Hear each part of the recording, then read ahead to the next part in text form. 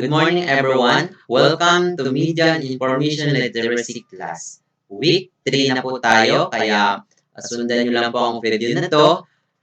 At ito yung ating magiging guide sa ating Week 3 module.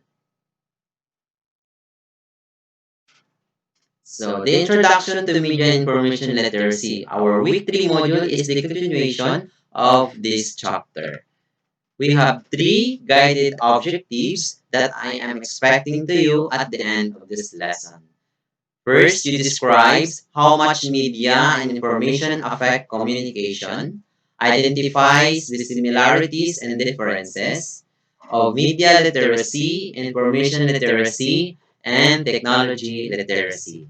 Third, I am expecting to you to share your media habits and lifestyles and preferences. Weekly interaction log with information providers. Media or information provider. The next is the number of hours in a week. Yan. Ilang oras ba kayo watching YouTube in a week? No? How about using Facebook? So, television, books, and others. So, makikita ko doon sa inyong answer sheet the number of hours using YouTube, using Facebook, television, books, and others. Ako, I have always, no, siguro, mga 8 hours a day, no, 24 hours rather, so a day, buong araw, 8 hours, mga 6 hours, siguro maximum, no, 6 to 7 hours using Facebook or YouTube. Ayan. So, which media provider did you spend most? Yan, ako, Facebook and YouTube. How about you? So, what roles does media play in your lives? So, sa akin, mahalaga because I use media in communicating my student, communicating you to sa work ko and to my family. Next is, when we are now. Ayan. So, tayo, sa tingin ko, we are now in the modern age where technology is very useful, di ba? We have 1 year to go to 21st century. So, doon na natin makikita how technology is important kasi ngayon pa lang napakahalaga na ng technology. So, how about the next year? Ayan. So, what ways would you have to communicate with one another? So, ano bang mga pamamaraan? So, today, using technology, no? So, pag malapit, pwedeng verbal, pero kapag malayo, we use messenger, di ba? Facebook or email. Then, how would you inform of anything now? So, nai-inform tayo sa pamamagitan ng mga social media, di ba? Sa radio, televisions, no, etc. Yan. How would you share information in communicates, news, and event, no? We share on using technology, using media. Nagagamit tayo ng, kumbaga, link, no? Para i-share or we screenshot, we forwarded, or we simply delivered it verbally, di ba? O we use email, no? That's a way, no, kung paano tayo nag-share ng information, kung paano tayo nag-communicate, no, using messenger, no. What would happen with the decision you usually make? So sometimes when we decide, no, we do not evaluate doon sa mga information na re-receive natin, no? Or sometimes we use social media, no, to decide, no. We others keep posting, no, then sorting the comments bago siya makapag-decide, or others ginagamit ang media to open up, no, sa mga problems, no. So in our decisions we usually make by communicating other people, by sorting mga advices sa mga trusted person natin. So, but in our daily lives, we always encounter from internet, from Facebook, from YouTube, different news, no, that happen to our community. So that happened to our country. But how are we going to evaluate if this news is fake or true, di ba? Minsan basa lang tayo ng basa pero minsan nalilito tayo kung alin na nga talaga doon yung totoo at alin yung hindi. So, example of this Rappler, ayan, no, that Vice President Enrique talks about the OBP COVID data tracker, which offers easier way to look at figures and data to the Philippines COVID-19 situation. So ito mapapanood nyo sa YouTube, no? Yung presentation ni Vice President about the exact figures, no, on and data about COVID-19 situation. But may follow-up dyan na sinabi, ayan, um, ayan, Manila, Philippines, the Book Chronicles Manila Bureau, there is no love lost between Philippine President Rodrigo Duterte and Vice President Lenin Robredo. In a move that took both Duterte supporters and the opposition dilawan by surprise, the President appointed the BP, the administration, the data czar. Ayan. This is the third cabinet position held on Robredo after she had been appointed and fired as housing czar and drug czar. Robredo's appointment came after Malacanang Palace so and was very impressive by the BP social media announcement. Sa YouTube natin makikita yon that her office has launched a COVID data tracker to compete with the Department of Health's own database on coronavirus in the Philippines.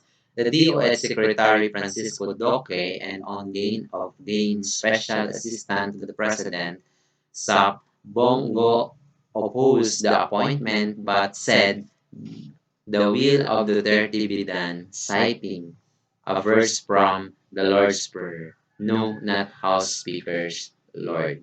So, after reading, do you believe this news item is true? Ayan. So, baga minsan nakaka-curious tayo, di ba? How did you know that this is true or false? No. So, kung hindi natin naiintindihan, paano natin may evaluate kung ito ay true? Or if our references or our basis is only few, how are we going to evaluate na if it is true or false? So, minsan kahit sa local natin, no, we heard different information sa kapitbahay natin or anything sa mga classmates, then we simply react without evaluating whether it is true or it is not true. Are all news information in the internet is true? Why or why not? So, ito ba ay ang lahat ng nababasa natin sa social media, no? Ang daming fake, di ba? Ang daming ring totoo. We do not, kumbaga, certainly know after reading kung totoo ba yon, no? Kung hindi natin pag-isipan yung mga mensahe o mga information na nare-receive natin because we lacking the skills on evaluating and recognizing if that information is true or not true. Did you already get news from internet and find out that this is fake? So, um, nakapa-experience na ba kayo na nakabasa or nag nag-download sa YouTube or nag-save from the internet yung mga news na ito pala ay fake, no? Na-find out ninyo na ito ay fake. So, now, we are going to discuss the definition of being literate. So, ano ba yung skills na kailangan natin to be literate when it come evaluating information, no? So, sabi dyan, literacy, the ability to identify. So, I know na ginagawa na ninyo ito. Nag-identify kayo. Understand, no? Interpret, create, communicate, and compute using printed and written materials associated with varying contexts. Literacy involves a continuum of learning. So, dapat if this time na natuto na tayo mag-identify, mag-understand, mag-interpret ng mga information came outside sa ating paligid. So, dapat ito ay continue, no? Dapat tuloy-tuloy nating gagawin. Wherein individuals are able to achieve their goals, develop their knowledge and potential, and participate fully in their community and wider society. So, malaking tulong kapag naunawaan natin at na-identify natin yung mga information na naririnig, nababasa at nararamdaman. Next is the media. Yan. Media is the physical object used to communicate with or the mass communication through physical objects such as radio, television, computers, film, etc. It also refers to any physical object used to communicate messages. So, ito yung mga object na ginagamit natin such as cellphone, radio, television, computers, na ito ay mga belong sa media. Yan. Next is the media literacy.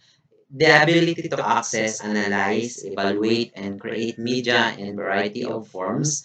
It aims to empower citizens by providing them with the competencies, knowledge, and skills necessary to engage with traditional media and no technology. So kung ito computer, gaano na ba tayo ka-literate to use this object, no?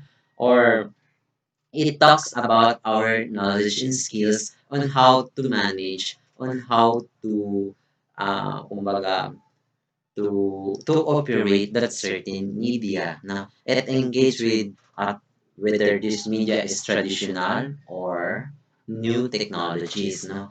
Dapat alam natin how to operate. And we aim na dapat literate tayo using that media. So, next is the information. Pag sinasabi natin information, ito yung mga impormasyon na natatanggap natin, naririnig, nababasa into where we are now, no? We have many information. It is a broad term that covers and processes data, knowledge derived from study, experiences, instructions, signals, or symbols. So, nakakakuha tayo ng mga information through symbols, di ba? Through sa mga instructions, sa mga signals, no? Or even in the data, or sa mga magazine, sa social media, ang dami-daming mga information. But with that information na nababasa natin, is literate ba tayo? When we say literate, when it comes information is ito, ayan, no? Na we have the skills to recognize. Yan. So ito yung mga pinakailangan, ito yung mga requirement bago tayo masabing we are literate pagdating sa receiving information, dapat na-recognize natin whether information is true or not true, or ito ba yung information is helpful or not helpful, meaningful ba ito, nakakatulong ba ito sa akin at sa kapwa. So, when, after recognizing that, yes, nakakatulong ito, this information is needed to evaluate, to locate, to evaluate, saan galing, at paano ito makakatulong, i-evaluate natin. And effectively communicate information in its various format. Then, ito na yung i-share na natin. So, kaya, ang tao, masasabi mong literate when it comes receiving information kung na-recognize niya kung ito ay tama o mali, at kung makakatulong hindi, at na-evaluate niya after using this information. Halimbawa, bawal magtapon ng basura, or simply do not cross that road, it's dangerous, tapos tumawid ka, at syempre napahamak ka, di ba? So, with having the skills and recognizing the information ay mahalaga. At mas importante yung naunawaan natin, na-evaluate natin. Next is the technology literacy. So, technology literacy, this is the ability of an individual either working independently or with others to responsibly, appropriately, and effectively use technology tools. Using these tools, an individuals can access, manage, integrate, evaluate, create, and communicate information. Ito na yung mga technology tools na ginagamit natin, na na-manage natin, na integrate natin, at na makipag-communicate, no, gamit ang mga technology na yan. So, halimbawa na eto yung technology na ginamit natin.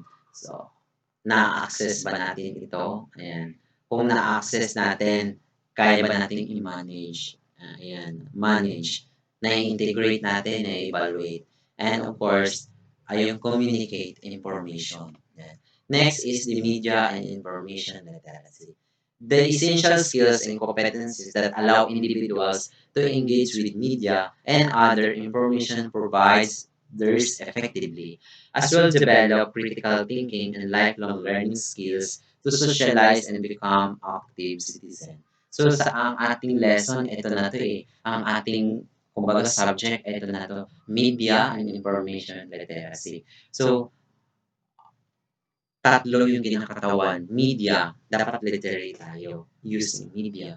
Information, dapat literary tayo in receiving. Dapat na-recognize natin at saka na-evaluate natin. So, that's the background of, that's the rather, uh, yung kabuuan ng ating lesson ngayong week 3, and I only requiring you 2 activities na ipapasa ninyo sa akin sa ngayong week 3 na parating. Okay, ngayong week 3. So, we have the activity 1. Answeran nyo lang itong dalawang questions. In your opinion, what makes an individual literate in media and information? 2. What activities, habit do you practice which illustrate media and information literacy? Give at least 3 examples. And for activity 2, ayan, doon sa inyong module, may mga topics doon like cyberbullying, teen pregnancy. So yung issue na yun, isusulat ninyo at least one issue. Ano yung mensahe? What is the message? At ano yung media na ginamit? Sino naman yung target? Ano ba cyberbullying? Sino yung mga target audience mo? And why did you choose this media as your platforms, di ba? Okay. For that, thank you for watching, and I'm expecting na you gain something from me and natulungan kayo sa pag-intindi ng inyong week 3 in Media and Information Literacy. Once again, I'm Sir Arthur Asigan of the National High School. Thank you. Bye.